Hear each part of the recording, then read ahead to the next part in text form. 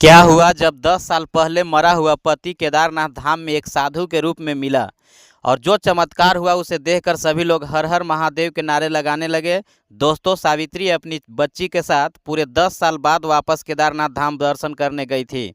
सावित्री अपनी बच्ची के साथ केदारनाथ की चढ़ाई चढ़ रही थी। यह पहाड़ों के रास्ते उसे 10 साल पहले की याद दिला रहे थे। सावित्री 10 साल पहले इन्हीं रास्तों पर अपने पति के साथ आई थी। सावित्री चढ़ाई करते करते उन्हीं पलों को वापस याद कर रही थी और मन ही मन अपने मरे हुए पति को याद कर रही थी कि किस तरह वह और उसका पति 10 साल पहले केदारनाथ की यात्रा कर रहे थे।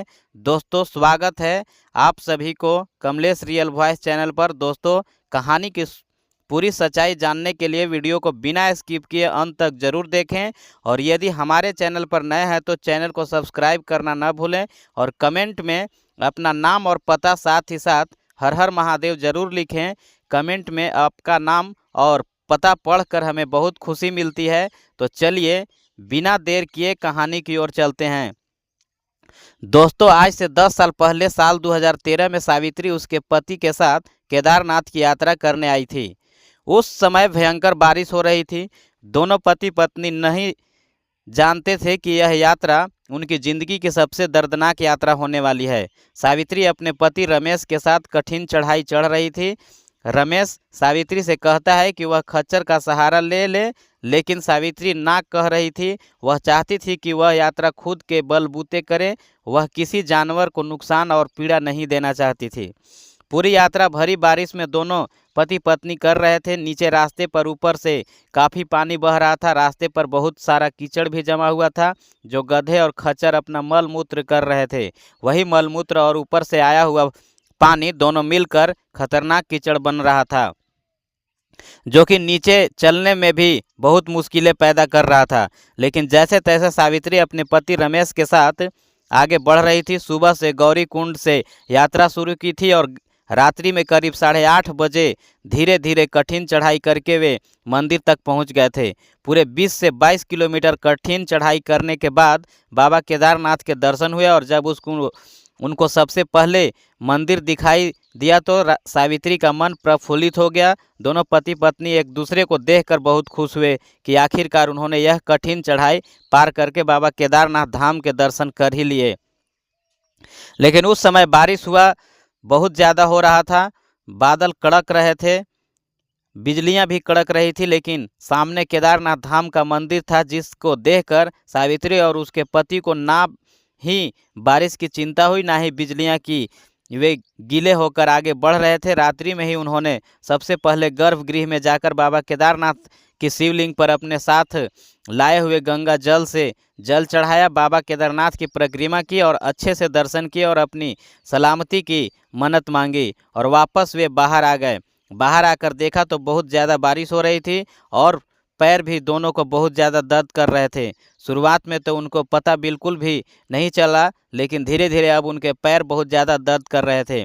ऐसे में अब आराम मिलना बहुत ज़रूरी था, जिसके लिए उन्होंने मंदिर के पास में ही एक धर्मशाला में रुकने का फैसला किया।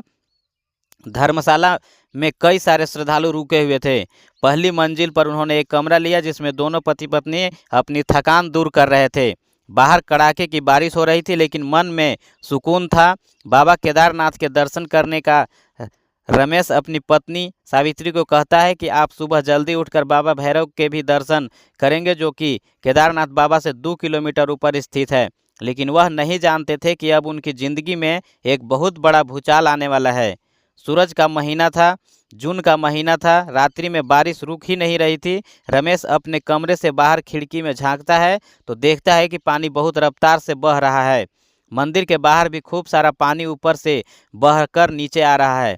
रमेश के मन में थोड़ा सा डर पैदा हो रहा था कि कहीं कोई मुसीबत न आ जाए। रमेश और सावित्री अपनी 2 साल की बेटी को अपने माता पिता यानी कि दादा दादी के पास ही छोड़कर आए थे, क्योंकि वे जानते थे कि यह यात्रा बहुत कठिन है और इस यात्रा में छोटे बच्ची को ले जाना बहुत मुश्किल है। रमेश खिड़की से झांक रहा था लेकिन वापस जाकर सो गया। रात्रि में करीब 2 बजे जब दोनों कड़ाके की नींद में थके थे भरे थे तो एकदम से बहुत खतरनाक पत्थर टूटने की या चट्टान टूटने की आवाज़ आई। जब रमेश एकदम से नीचे नींद में जागा और उसने खिड़की से बाहर देखा तो उसने पसीने छूट गए। उसका दिमाग हिल गया क्योंकि मंदिर के बाहर आसपास में से खूब सारा पानी नीचे बह रहा था। आसपास कई सारे टेंट और तंबू टूट चुके थे। कई सारी चट्टानें ढह रही थी। धर्मशाला के अंदर लोग भी चिल्ला रहे थे और कह रहे थे जल्दी से भागो, जल्दी से भागो। सभी लोग धर्मशाला खाली करने को कह रहे थे क्योंकि धर्मशाला बस कुछ ही देर में टूटने जैसी हो रही थी।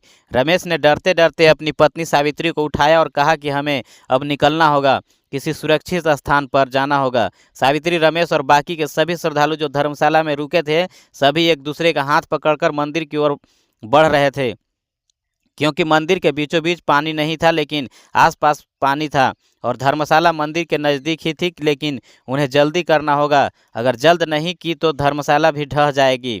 सभी लोग एक दूसरे का हाथ पकड़कर मंदिर की ओर आगे बढ़ने रहे थे। नीचे पानी बहुत तेज रफ्तार से बह रहा था। अगर पानी की चपेट में आ जाए तो वह हर व्यक्ति को बहाल कर ले जाए। ऐसा मंजर रमेश और बाकी सभी श्रद्धालुओं ने कभी अपनी ज़िंदगी में नहीं देखा था। सभी लोग सोच रहे थे कि आज यह उनकी ज़िंदगी का आखिरी दिन होगा, लेकिन मन में हर हर महादेव के नारे लगा रहे थे और बाबा महादेव और केदारनाथ का ध्यान लगाए थे। सभी लोग एक दूसरे का हाथ पकड़कर मंदिर की ओर आगे बढ़े, लेकिन इसी बीच सावित्री का हाथ रमेश के हाथ से छूट गया और सावित्री नीचे की ओर पानी में बहने लगी। अपनी पत्नी को बहता हुआ देख रमेश बिलबिला उठा। रमेश दौड़ा दौड़ा पानी की ओर बढ़ा और एक खंभे को पकड़कर अपनी पत्नी सावित्री का हाथ पकड़ा और उसे बहने से बचाया। उसने अपनी पत्नी को तो बहने से बचा लिया था, लेकिन वह खुद नहीं बच पाया और वह खुद उस पानी की चपेट में आ गया और बहते हुए पानी में खुद बह गया। सावित्री अपने पति को बहता हुआ देख बिलबिला उठी। वह चाहकर भी कुछ नहीं कर पा रही थी। उसके सामने उसका पति बहकर जा रहा था। रात्रि में अंधेरा था, चारों तरफ से उसे दिखाई नहीं दिया। पास में ही चट्टानों के बीच एक नदी बह रही थी। सभी लोग कह रहे थे कि वह नदी उफान पर है और तुम्हारी पति और कई सारे लोग उसी में बहकर चले गए हैं। सभी लोग सावित्री का हाथ पकड़कर उसे मंदिर की ओर ले गए, लेकिन सावित्री बिल्कुल होश में नहीं थी। उसे अपना पति वापस चाहिए था, लेकिन सभी लोग कह रहे थे तुम्हारी जान बच गई, वही बहुत है। सावित्री मंदिर के अंदर ही अपने महादेव से मिन्नत कर रही थी, लेकिन इतने में ही वहाँ पर पानी और बढ़ा और पानी के अंदर भी मलबा और धूल मिट्टी सभी घोंस आया। लेकिन इसी बीच सभी लोग बेहोश भी हुए और कुछ लोग नींद में भी चले गए और जब सभी लोग वापस उठे तब तक पूरा केदारनाथ तबाह हो चुका था। सावित्री की आंख खुली तो उसके शरीर पर मिट्टी लपटी हुई थी। वहाँ कई सारे लोग थे पूरे जो कि मिट्टी में दबे हुए थे। मंदिर के अंदर के हालात भी बहुत ख़राब थे, लेकिन मंदिर के अंदर वे सुरक्षित बच गए। जब उन्होंने बाहर देखा तो कुछ तबाह हो चुका था। चारों तरफ मलबा, चट्टानों के टुकड़े इधर उधर बिखरे थे और हेलीकॉप्टर के आवाज़ की थी। सावित्री के पति को बहुत ढूंढा गया, लेकिन रमेश का पता नहीं चला। दिन पर दिन बीतते गए, लेकिन सावित्री को अपना पति नहीं मिला। एनडीआरएफ और एसडीआरएफ की टीम यही कह रही थी कि तुम अपने पति को भूल जाओ, अब तुम्हें तुम्हारा पति नहीं मिल सकता है। लेकिन सावित्री को उम्मीद थी कि बाबा केदारनाथ उसके साथ अन्याय नहीं होने देंगे, लेकिन क्या करती। थक हार के करीब 3 दिनों के बाद उसे वापस अपने बिना पति के घर लौटना पड़ा और उसे मृत मान लिया। सावित्री अपने पति के गम में दिन प्रतिदिन बीमार रह रही थी, लेकिन धीरे धीरे वह अपनी बच्ची के लिए जी रही थी। उसकी बच्ची ने ही उसको संभालना। भले ही उसकी बच्ची छोटी थी, लेकिन उसकी बच्ची के लाड़ प्यार दुलार ने ही उसको संभाला और वह अपने पति के गम से उभर पाई। और आज करीब 10 साल हो चुके थे। सावित्री की बेटी पूजा अपनी माँ से कहती, माँ मुझे केदारनाथ जाना है, मुझे केदारनाथ ले चलो। सभी लोग केदारनाथ जा रहे थे, लेकिन सावित्री आज भी अपने पति और उस हादसे को नहीं भूल पाई थी। सावित्री अपनी बेटी को ना कहती है कि नहीं, वहाँ नहीं जाना, क्योंकि केदारनाथ जाने से ही तुम्हारे पिता हम सबको छोड़कर चले गए थे। लेकिन अपनी बच्ची की जिद के आगे एक माँ को झुकना पड़ा और सावित्री मान गई कि ठीक है, चलते हैं। सावित्री मन ही मन सोच रही थी कि बाबा बुला रहे हैं तो मिलकर आती हूँ और उनसे शिकायत करूंगी कि उन्होंने मेरे पति को क्यों छीना। आखिर मैंने ऐसा क्या गुनाह किया था जो उन्होंने मेरे पति को छीना। सावित्री वापस 10 सालों के बाद उन्हीं पहाड़ों से होती हुई केदारनाथ की चढ़ाई कर रही थी। उसके साथ आज उसकी 13 साल की बेटी थी। उसकी बेटी पूजा में भी काफ़ी जोश था और वह भी पैदल ही चढ़ाई कर रही थी अपनी माँ के साथ। दोनों माँ बेटी केदारनाथ के खूबसूरत नज़ारे का आनंद लेकर आगे बढ़ रहे थे, लेकिन सावित्री के मन में तो वही पुरानी यादें थी कि किस तरह से दोनों पति पत्नी इस पूरे रास्ते को पार कर रहे थे। कुछ चीज़ें बदली थी लेकिन बाकी सब कुछ वैसा का वैसा ही था। सावित्री देख रही थी कि इस हादसे के बाद केदारनाथ काफ़ी बदल गया था। कई रास्ते बदल दिए गए थे। जैसे तैसे सावित्री की बच्ची पूजा केदारनाथ के मंदिर तक पहुंच गई। करीब 22 किलोमीटर की चढ़ाई के बाद केदारनाथ मंदिर के दर्शन करने से दोनों की थकान वापस से दूर हुई। सावित्री यह नज़ारा वापस से देखकर काफ़ी प्रफुल्लित हुई, लेकिन मन में वह 10 साल पुरानी यादें थी। उनके मन में वही सब कुछ वापस से चल रहा था। लेकिन इस समय मौसम बिल्कुल अच्छा था। अब मौसम बिल्कुल साफ था, इसलिए उसकी टेंशन नहीं थी। सावित्री अप्रैल के महीने में केदारनाथ गई थी।